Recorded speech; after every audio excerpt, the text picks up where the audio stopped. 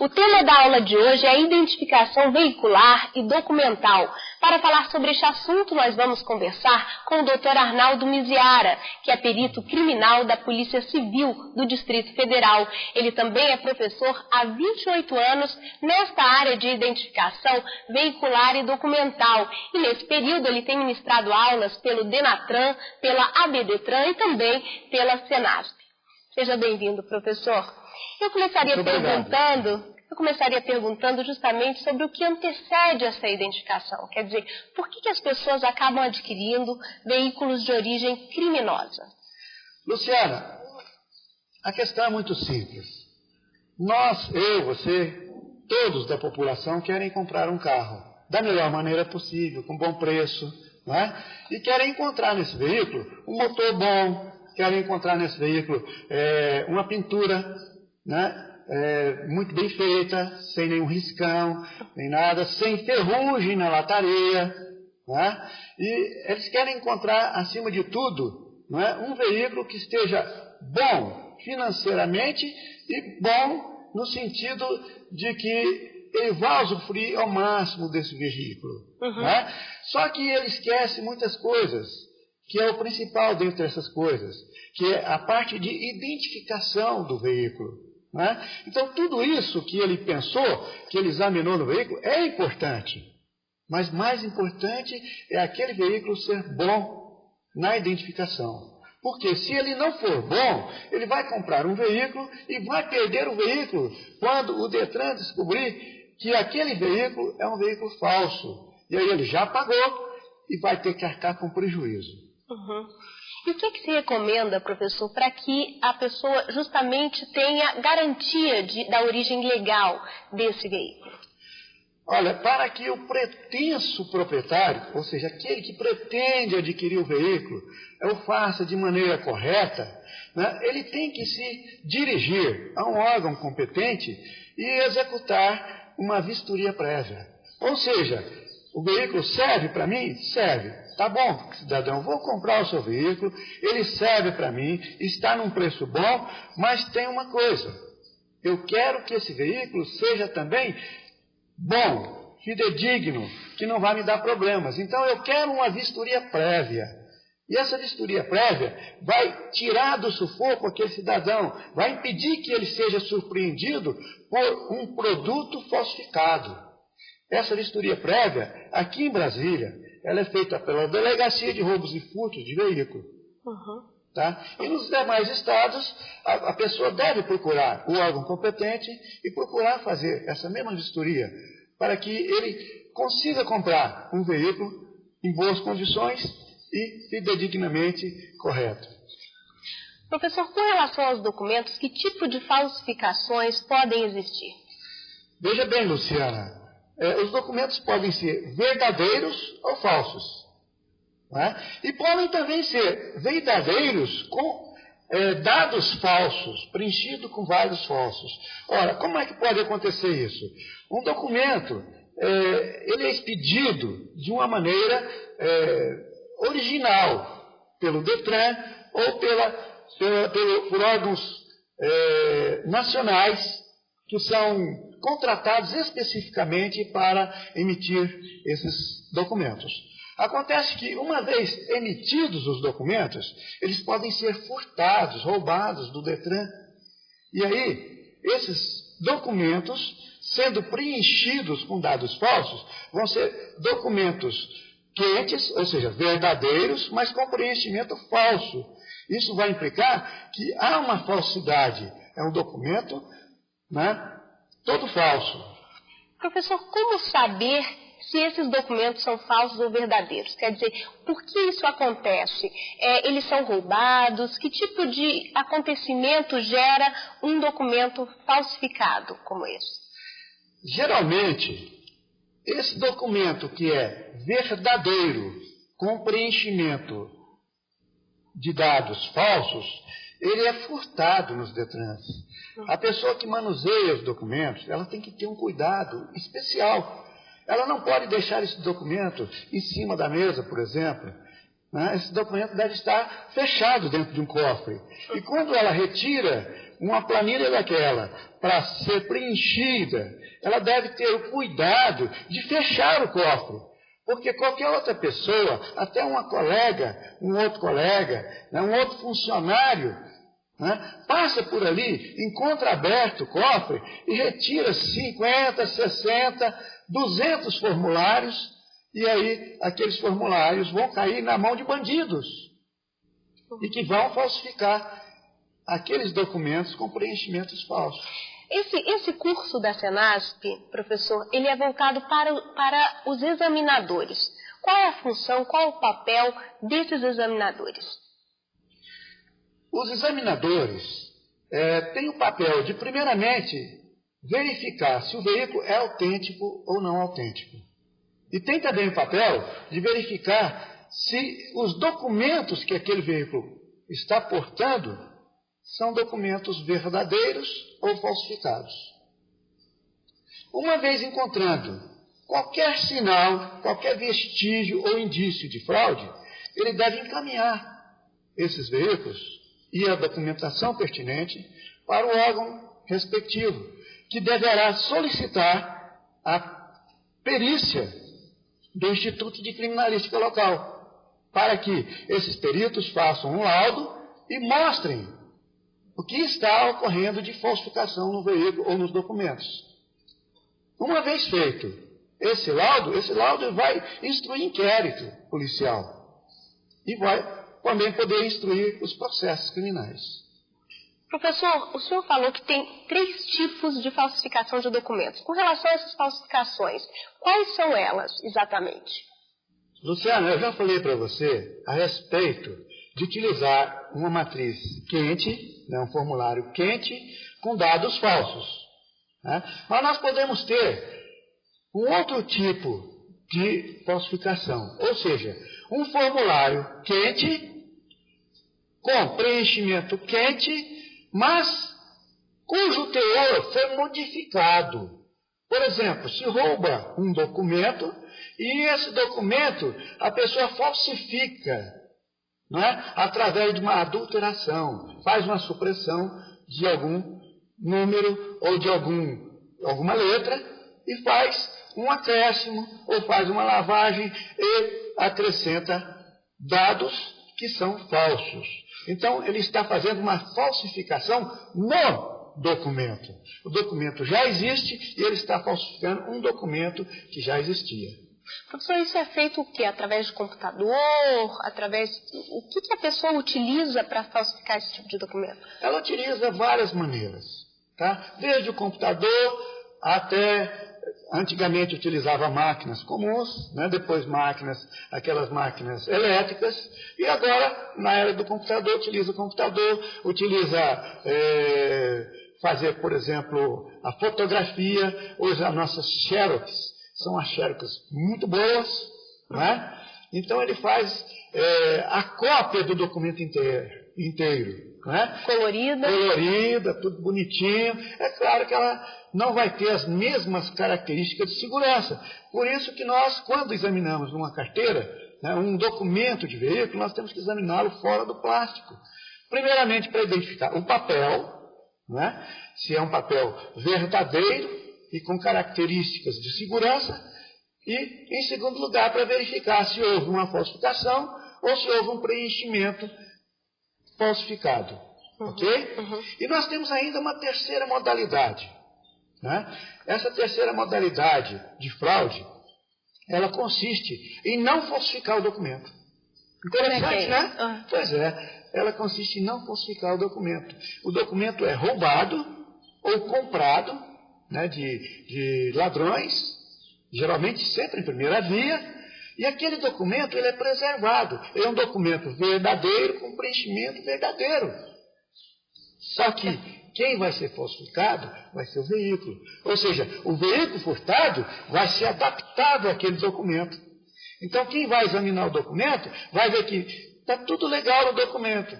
Ele é um documento verdadeiro, com todas as características de verdadeiro, não é? Preenchido com dados verdadeiros. Só que ele não vai representar aquele veículo, porque o veículo, sim, ele foi modificado. E aí, nesse caso, essa fraude vai dar origem ao que nós chamamos de clone, ao que nós chamamos de dublê ou duplex. E como a autoridade policial, os profissionais de segurança ou mesmo o cidadão pode identificar esse tipo de fraude?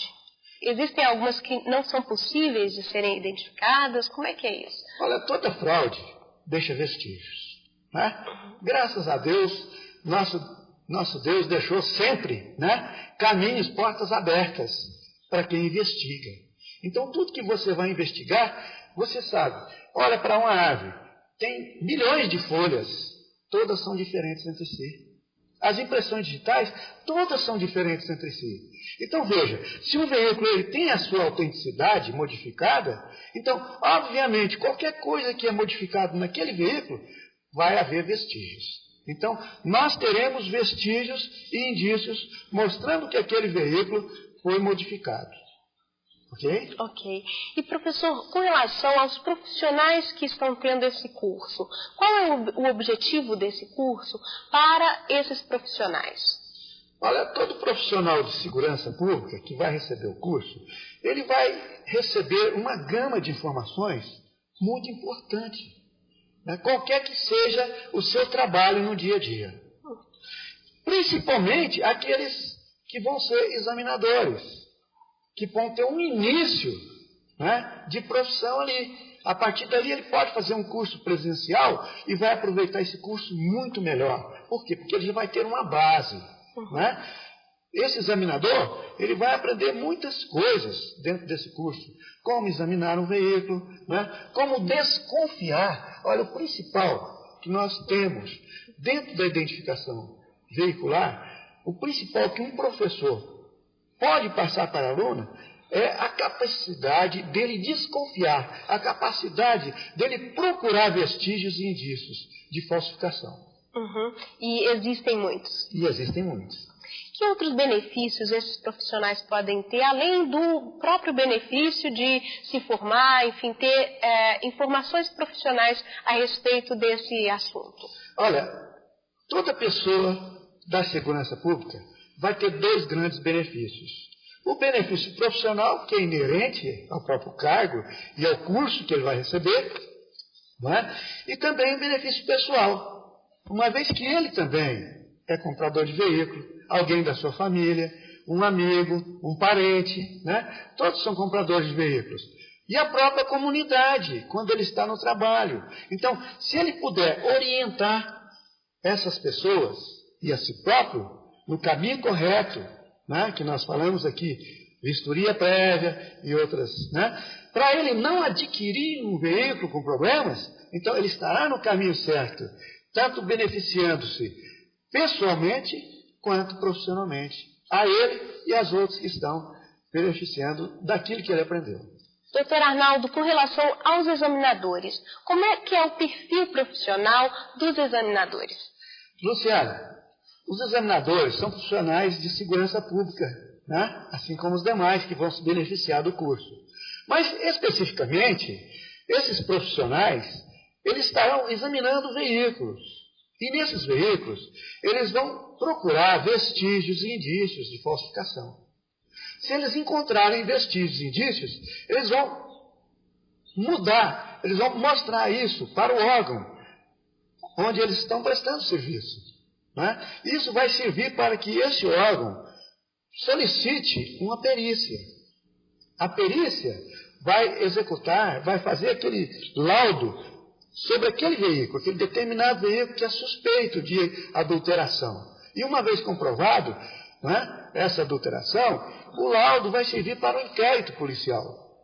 E esse inquérito policial vai resultar também depois de um processo que vai servir à justiça, para a aplicação da justiça. Quer dizer, é fundamental a atuação dele ali na questão da identificação. Exatamente. Principalmente é fundamental que ele saiba o que ele está fazendo e para que vai servir o seu serviço.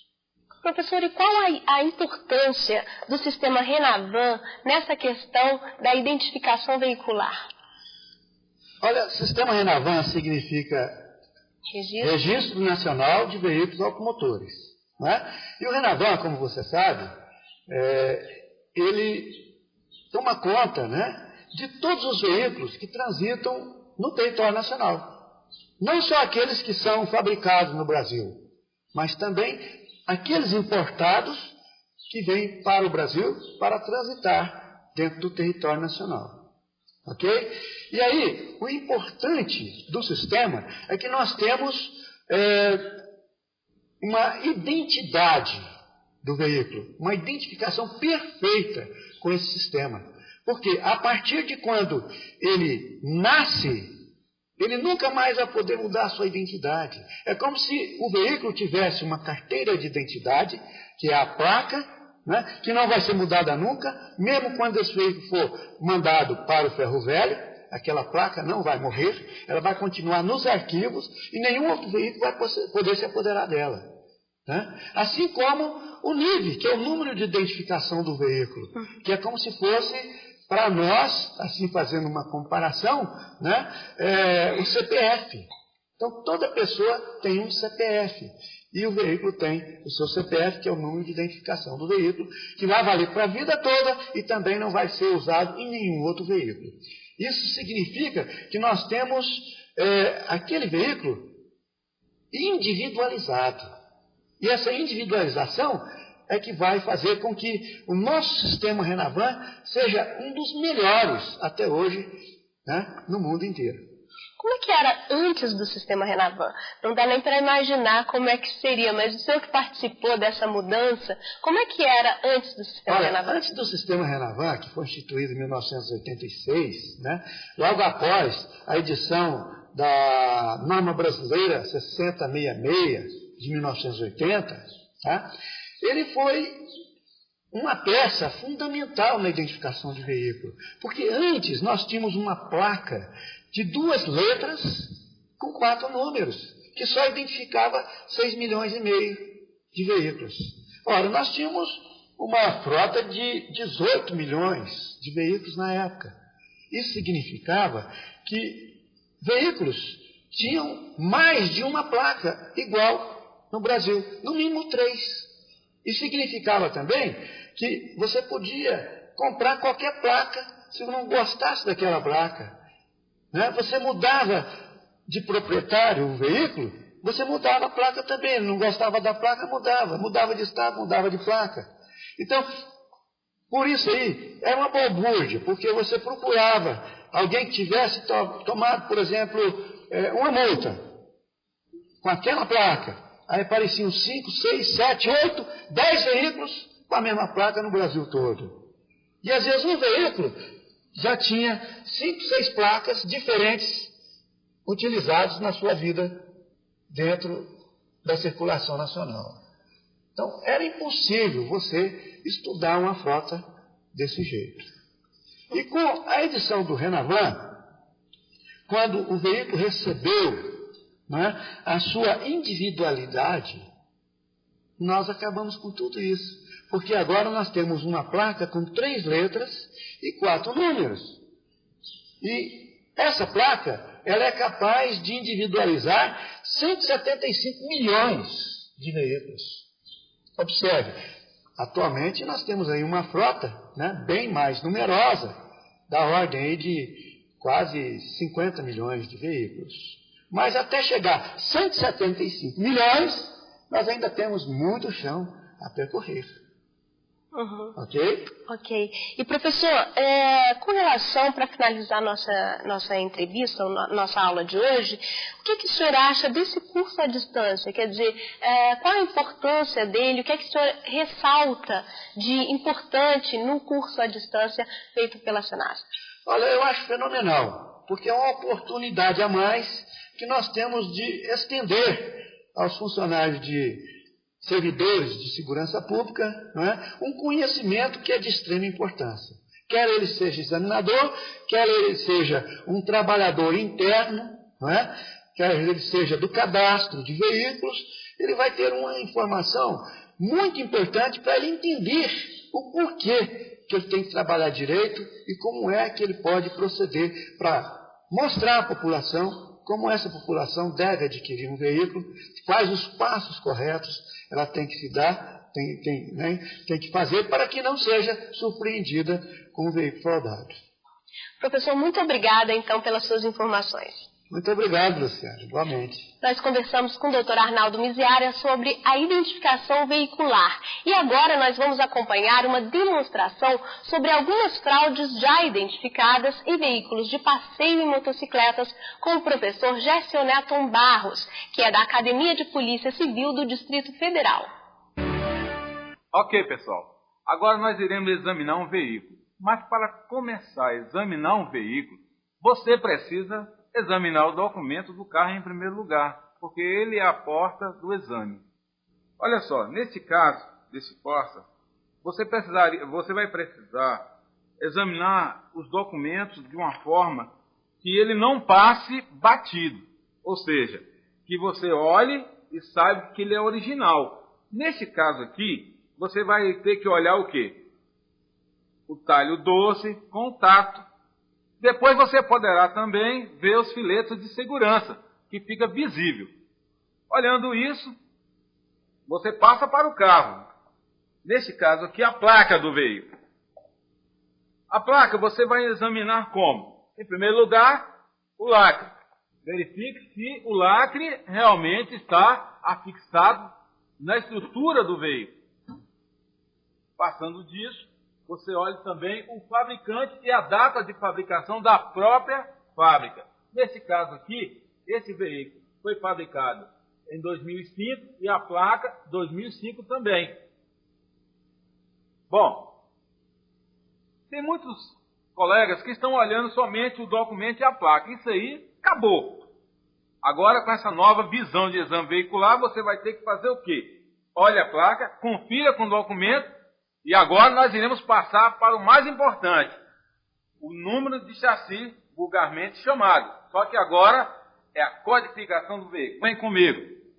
Além da placa, você deve conhecer a localização do nível, ou seja, a numeração de chassi. Mas para conhecer, você só precisa agora consultar o site. Lá tem todas as localizações. Neste caso desse veículo, a localização fica aqui. Agora é a hora de olhar o nível que está gravado na lataria e olhar no documento. É o suficiente? Não. Para que você possa fazer ainda um exame veicular mais aprofundado, você vai precisar usar o material adequado. Neste caso, uma boa luva.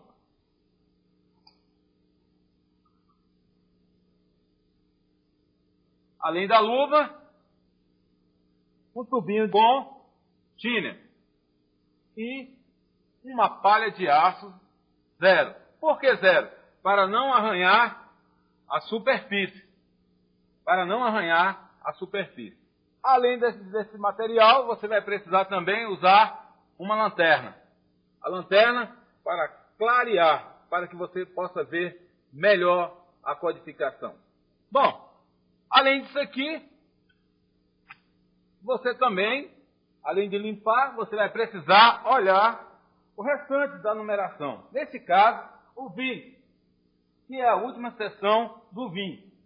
Nela está descrito o ano do veículo, a cidade que foi fabricado e a quantidade de veículos fabricados. Essa etiqueta, ela foi instituída pela resolução 659/85. Ela está localizada aqui, na coluna da porta, está localizada próximo ao número, olha lá, veja. Já olhamos as placas, já olhamos o número de chassi, já olhamos as etiquetas. Agora é hora de olhar o quê? Os vidros. Nesse caso aqui, os vidros estão aqui na parte dianteira, traseira e as duas laterais. Você deve observar que para examinar um vidro, a codificação que está nela, basta pegar um papel como anteparo e uma boa lanterna. Olha lá, está aí o resultado. Nesse caso, original. Agora vamos passar para a última parte, que é examinar o número do motor. Vamos comigo aqui. Agora é hora de examinar o número do motor.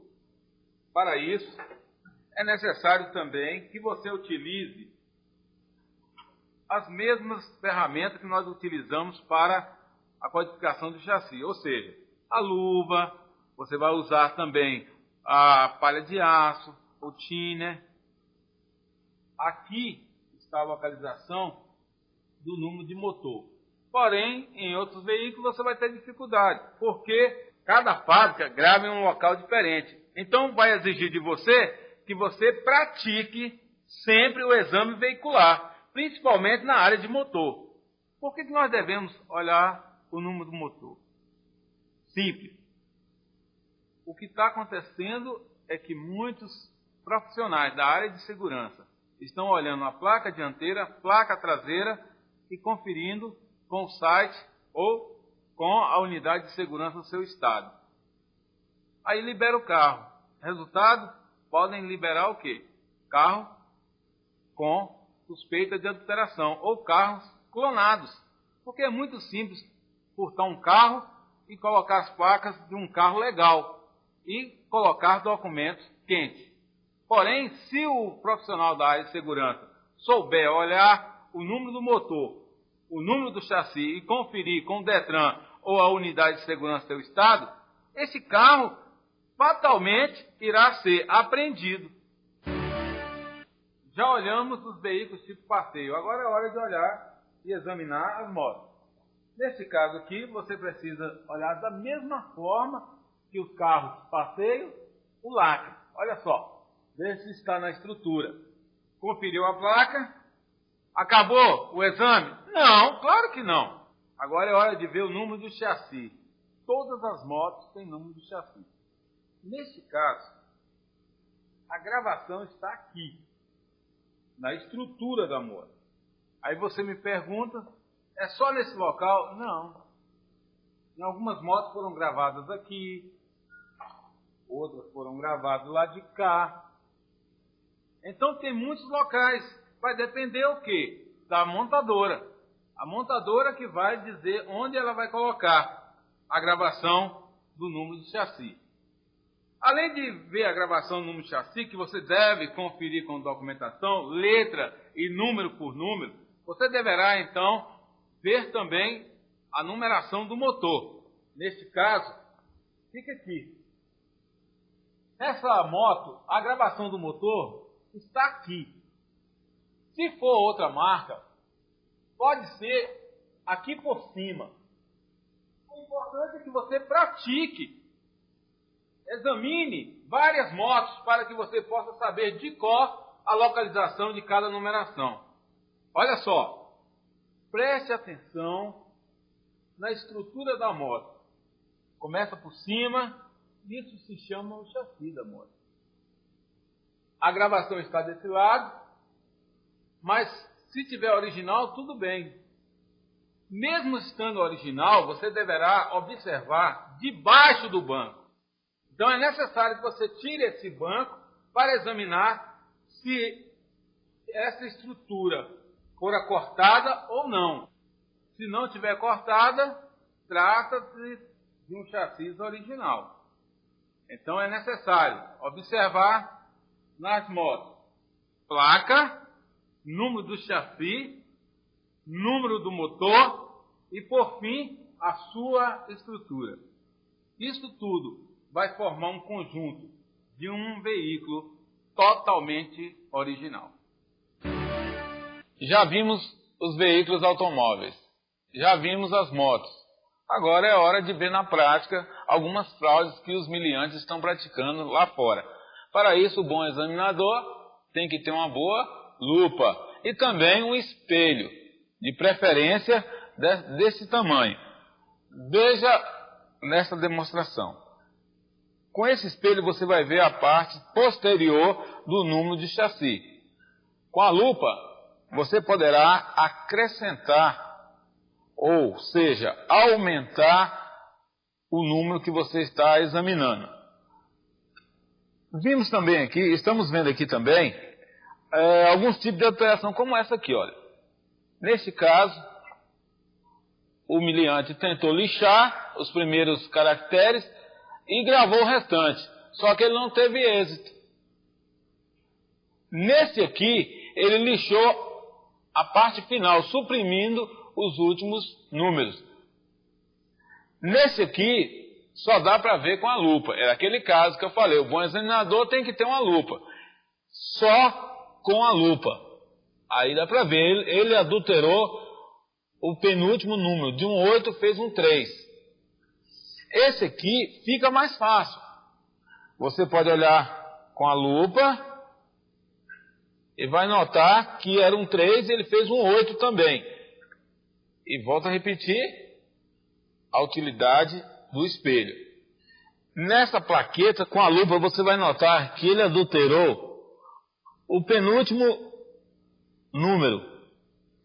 Agora também é importante notar que em todas as peças que nós olhamos aqui, o humilhante sempre vai deixar vestígio. Nesse caso, a marca de lixamento, esse aqui também de lixamento, esses recortes aqui, como eu falei, todos têm vestígios. Agora, esse recorte aqui de um carro da Fiat já não tem vestígio de adulteração, porém, fora cortado para ser transplantado para outro veículo.